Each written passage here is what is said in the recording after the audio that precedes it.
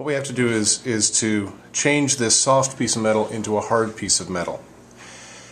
The way you do that, and I'm working with 01 tool steel, so if I give you any particular temperatures, that's what applies to this kind of steel. Other kind of steels have different hardening and tempering temperatures that you would use. There are really two steps to the heat treating process. The first one is to harden the blade, and the second one is to temper the blade. Now, hardening the blade will take it from this soft state to a very hard state, so hard that it would be brittle, which would not be good for this, because if the blade is too brittle, then chips will actually break out of it rather than it being able to absorb shock and abuse. So in the heat treating part of this, what we will do is get this blade extremely hot and then cool it very quickly. The temperature up to which you have to get this is sometimes referred to as the critical temperature. And the interesting thing about this particular kind of steel is that at normal temperatures, or at any temperature below the critical temperature, it will attract a magnet, like so. If we get this piece of metal up to critical temperature, which, if I remember, is about 1550 degrees Fahrenheit, it will cease being magnetic. So that's what I use this for.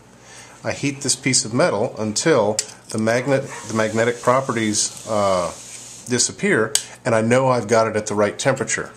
So once it's that hot, then I cool it very quickly, and we will have the hardened piece of steel, but not tempered yet. After the blade is hardened, the hardness needs to be reduced slightly so that it's not as brittle. That process takes place at lower temperatures, and with this particular kind of steel, the tempering temperature can be attained in just a normal kitchen oven. Okay, this is my heat treating setup. This is a $20 weed burning torch that I just connect to propane tank, and it comes out looking like an afterburner. It puts out plenty of heat and gets the metal hot enough for what I need it to do. When I'm heating the blades, I place them inside this charcoal starter in order to keep them in a uniform temperature enclosure, you might say. I just use, for my quench medium, just plain old vegetable oil.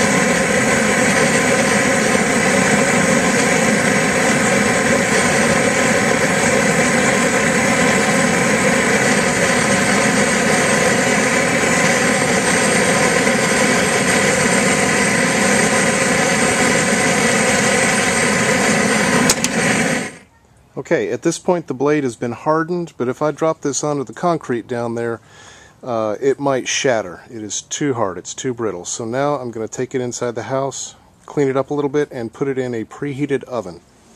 Okay, if I don't clean off the oily residue, it will bake onto this when I put it in the oven. So I have to get rid of that extra oil. I have now put the hardened blade in the oven at 475 degrees, and I will leave it there for 1 hour. What I'm about to do may seem like heresy to some, but I water quench these blades after they've done their tempering. Okay, now we have the hardened and tempered blade, and after I clean it up a little bit and do some more honing on the edge, it will be time to put a handle on. and that will be our next installment.